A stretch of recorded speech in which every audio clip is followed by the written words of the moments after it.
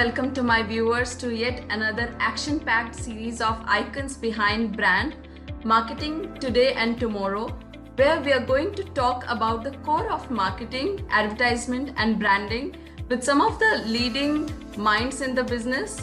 And in this episode, we are going to explore the world of marketing in business with one of the renowned business strategists, Mr. Vaibhav Tewari, who is a co-founder and Chief Operating Officer in one of the largest and fastest growing healthcare startup in India, Portea Medical, who is an alumnus of IIM Calcutta and has been associated with companies like Microland as Chief Marketing Officer. He's a coach and mentor to many aspiring entrepreneurs and startup owners, an accomplished speaker in many industry events. A warm welcome to you, Vaibhav. Thank you. Very nice to be here, and thank you for inviting me. We are super excited to hear more from you, Vaibhav, about your journey throughout the time. Yeah. So being a founding member with one of the largest and fastest growing healthcare startup in India, so how does your journey been, and how was the changes and challenges you have come through over the period of time? I mean, journey from Portea Medical's perspective has been very, very enriching, and in the true sense of the word, actually. So what has happened in this? When we started the company, outside the hospital, healthcare market was not very well served. So if patients were to go to the well-known corporate hospitals, they had very good healthcare services available. But as soon as they got discharged and they were looking for continuing with their healthcare requirements at home, the same level of professional and deep medical expertise was not available to be supported at home. So when we looked at the whole market, we looked at how we could create outside the hospital healthcare business which serves patients at their place of choice. It would be homes, it could be their offices, and so on and so forth, right? That's how the whole genesis has started. And we started around 7.5 years back, and have gone from strength to strength in those 8 years. I mean, Portea is a very well-known consumer healthcare brand today, and not only home care, but in general, people look at anything related to primary care, chronic disease management, post-operative care. I think Portea's name comes up from a consumer demand perspective. And journey has been quite good. We have served more than 1 million patients so far. We are supporting around 10 to 12,000 patients a month now as we speak. We are present in 22 cities, have expanded quite well. In fact, right now we are adding another 40 cities to our growth plan. So by March of 22, we are looking at being present in 50 plus cities. Actually, that's what we are looking at. We believe that time for a much larger national footprint is there, because that kind of need and demand is there in the market. So that's what we are looking at building. So it has been a great journey, and continues to challenge us, continues to inspire us, continues to engage us to build like a really world-class outside the hospital healthcare service organization. That's what we are doing now. As Portea Medical concept is completely a behavioral change, I mean, which has demanded the behavioral change from the consumer. So and now you are present in 22 cities, and the growth path is huge. So I see there is a huge change which Portea has created in people's mind. So in the last 1 year, what are the major roadblocks you have faced, and how did you overcome that, Vaibhav? I think last year and a half have been really like watershed moment for healthcare industry, not only for us, not only for India, maybe worldwide. I think after COVID scare came and wave 1 hit in I think March, April last year till now, which is almost 15-16 months, the way consumers have looked at their healthcare, the way government has looked at the healthcare, the way whole ecosystem has looked at healthcare has completely changed. So right. What probably demonetization did for digital payments is what COVID has done for healthcare. So if you look at the kind of policy changes government is making now, when government of India is going to spend 2.5% of GDP on healthcare, they're almost doubling the spend on healthcare. There's a tremendous focus on creating hospitals, a tremendous focus on creating infrastructure across the country. There's a lot of focus on there's a lot of focus on digital healthcare. I think that's another big change. So government has invested a lot of resources in e-Sanjeevani kind of initiatives. The digital healthcare market is growing quite rapidly. So if you see from a healthcare perspective, there's a lot more focus across the ecosystem for healthcare. If you look at consumer behavior, even you see last year and a half, the consumer behavior has completely changed. Yes. From consuming services probably outside to consuming services at home. I mean, look at even services like workout, gym, yoga. All of those have moved so more to online and live video consultation. And similarly, if you see from healthcare perspective, consumers have moved. Earlier, everything was centered on clinics, around hospitals, right? Now, consumers and patients are open to and are doing. They are basically discovering healthcare online. They are consuming healthcare online. And of course, they're very open to being engaged using digital channels. So if you see from consumer behavior also, it's a massive change. Plus also people are a lot more focused on taking care of their health. Earlier, preventive care, chronic disease management like diabetes. I mean, everybody knows now that if you have any chronic disease and you catch COVID, the severity could be very different, right? So right. The awareness about taking care of your own health has become so much more important now. It's so much higher now, awareness of the consumers, right? So if you look at from a healthcare investment perspective, healthcare focus perspective, change in consumer behavior perspective, also home healthcare, what we have been doing, also has taken a lot of center stage in last year and a half, because people are not willing to go out, not willing to go to hospital, scared, especially the vulnerable segments like elderly and people who are have compromised vitals. They were not necessarily willing to go out and go to the healthcare centers, right? So the whole focus on getting healthcare to their homes became very important. Right. So if you put all of these three together, it's basically focus on digital healthcare, focus on healthcare, change consumer behavior, and very strong demand for home care, has basically put us in the center of the whole healthcare business mix, right, or healthcare services mix. And I think that has been, in many ways, the challenge and opportunity in last year and a half or so. So if you look at from our perspective, we have forayed into digital healthcare in a big way. Last year, for COVID wave 1, we supported all the governments. In fact, 7 state governments we supported with massive program on home isolation, right? So we worked with Delhi government, with Karnataka, with Chennai, with Maharashtra, with Punjab, Haryana, a lot of these state governments. We covered and supported over 4 lakh patients under home isolation. We did over 10 lakh teleconsults for these patients over that period of 5-6 months. So that has been a big learning. So when we face some of the roadblocks of people being in lockdown and being little worried about what they want to do, I mean, that of course the macroeconomic changes we had, but we could respond to that by getting into areas which could really support the country, support the patient, support the government, right?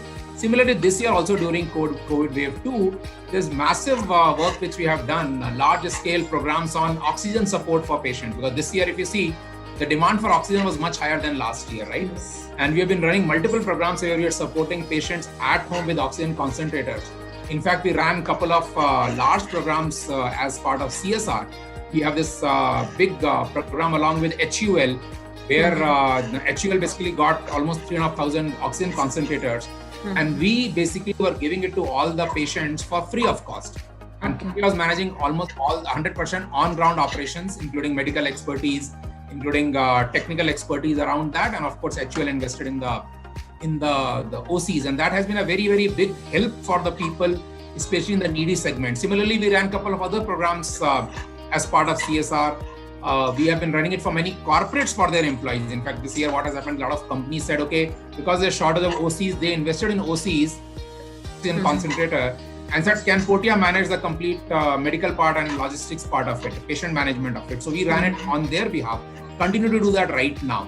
We had massive support for patients on ground for COVID nursing at home for them. We set up isolation centers. We have set up 2 isolation centers with government of Karnataka in Hassan and Dodh-Ballapur, where patients in those areas could come to those what we call L2 centers and could take care of, and we could take care of them. These are COVID positive patients. So I would say that last year and a half, massive challenges, big opportunities, and we have been able to respond to it by basically by in the sense by building newer capabilities, by innovating very, very strongly, by launching new services, and in the whole process served patients in a big way, could support the society, could support the government and the country, and that has been a very big positive for us in the last year and a half. So basically converting challenges into opportunities, converting challenges into what we could do for the society, I think have been the big positives for last year and a half. So Vaibhav, here every brand, we talk about the higher purpose than just selling the product and services, right? And we communicate that higher purpose to our consumers through different ways of storytelling to the consumers. So how do we balance between truth well told versus not overclaimed, not overpromised to the consumer? I mean, through storytelling, if you just throw some light on that. I think the most important thing there is that you should remain true to the cause for which you have created the brand. I think that remains the most important thing. And if you look at the higher purpose also, higher purpose should be in context of that. I think if the two are divergent from each other, then you are likely to have issues. So if two are aligned fully, and of course sometimes, and not every brand all the times will have 100% delivery to the commitment they have made, whether to their brand commitment or to their higher purpose, right? I mean, there will always be times and areas and places where you could go off or could go wrong. But fact is that if you're fully aligned, then more often than not you'll be fulfilling the brand commitment, and of course also will be leading to the higher purpose. And I can give you the example of what we do. I mean, our tagline, of course, is heal at home, right? And the whole value is that you are likely to heal faster if you're at home because you are with your loved ones, right? So we say we bring hospital level care to you, and you heal faster because you are with your loved ones at home, and you will heal faster, you heal better, right? And that's a brand commitment. That's the value proposition. That's also the higher purpose in many ways, because fact is, in healthcare in general, the higher purpose is to serve the community, right? And you have to stick to that. And we have tried to keep it simple, and we have tried to meet it all the times. Of course, sometimes things may or may not work out. I mean, a clinician will go to your home, and many times the whole alignment doesn't happen very well. What kind of clinician you are looking for, whether a nurse or if there is a doctor, and what the person who has come, not all the times all the need and the parameters of skills of the person are fully aligned. And that, of course, when you have to find a replacement, somebody else has to go and support the patient and things like that. But higher purpose remains there also, that I want to serve the patient to the best of our ability from a clinical and patient engagement perspective, and we continue to do that. So I would say that if we look at higher purpose, which is aligned with our brand commitment, I think that's probably the best way to go about it. And there's nothing wrong in going wrong. I think all of us go wrong. All brands can go wrong. Right. Just our commitment to correcting that and going back and re-engaging, reworking with consumers, I think is probably the most important part. So being honest about our approach, being honest about our commitment is also very, very critical in that. And I would say that anybody who's looking at building a brand for long term, which many of the companies do, you'll always have ups and downs in that journey, but you should always be honest and stick to your larger picture. I think that's the right way to look at it. That's the key. That you have a higher purpose, you connect well, and you feel that this is going to serve my consumer. And at the same time, as you rightly mentioned, that the brand alignment has to be there. And to summarize this, I would say that keep checking. Go back and keep checking whether you are aligning with your higher purpose right now or not. Yes, that's how it'll grow. I think I always believe that Indian consumers from that perspective are very forgiving if you're making your best effort. I think what everybody looks at, are you making your best effort to do what you said? Mm-hmm. And everybody understands that you can go wrong, and people are forgiving for that. If you're working hard, if you have their interest as your purpose, then consumers are very forgiving. They are willing to work with you. That has been our experience. Wherever we have seen that kind of thing, there are very few cases, one-off cases where consumers will basically not value our efforts, and especially in our case, the services business, healthcare at home, and that's something which is very which is fairly complex in that sense. But I think consumers are very forgiving once you are committed and you are making a best effort. So honest to your approach, I think that is yes, absolutely, yes. So what are some strategies that has worked for this brand Portea, Vaibhav? I think 2-3 things which have worked well for us. One is that from beginning only, given it's a healthcare brand, we always looked at how do we build our credibility, and how do we remain credible in front of our patients and consumers. How do we remain honest in front of our consumers? How do we remain empathetic? How do we remain always in the learning mode, actually? So I think some of those things which have been very strong. I would not say strategy, but it's very strong approach-wise. I mean, these are things which you focus on. These are values which you focused on as a brand, as a company, and I think that's something which has worked very well for us. So if you see, we started with the 2 to 3 services in the beginning, which was more on nursing and doctor visits, and we have added the complete range of services in the last 8 years. Most of those have come basis what our patients asked us. So our whole purpose was that if I go to a patient home, I should build a lifetime relationship with the patient, and all their healthcare needs we should service. Correct? Now, so depending on my patient engagement, we continuously get feedback. Okay, I need this also, I need that also, and that's how most of our services have come together. That's our whole comprehensive suite of services has come together basis what patients have asked us or given us in feedback.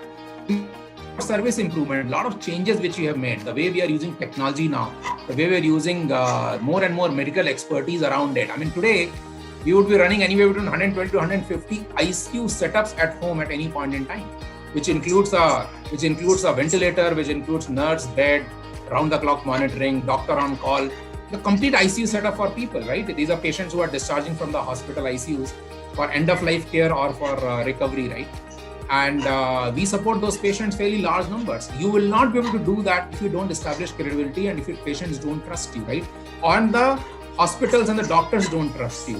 So that's the kind of thing which we have focused right from the beginning, and have stayed true to that purpose, actually. Mm-hmm. And that's something I think from a strategy perspective, from values perspective, have really helped us to grow and build a more and more credible brand. Actually, I think that's something which has been very important for us. Healthcare is a lot about credibility. So anything which you do has to be credible and has to be in line with it. Yeah. So it's again aligned to the previous question. So what are the principles you rely upon during the toughest moment as a leader? I think most important thing, the one principle which we have aligned with tough times or like good times, I think that's something which differentiates Portea as a company and us as a team, is that we have been very innovative. Actually, we have been we have continuously looked at what more we could do for the patient, what more we could do for the community.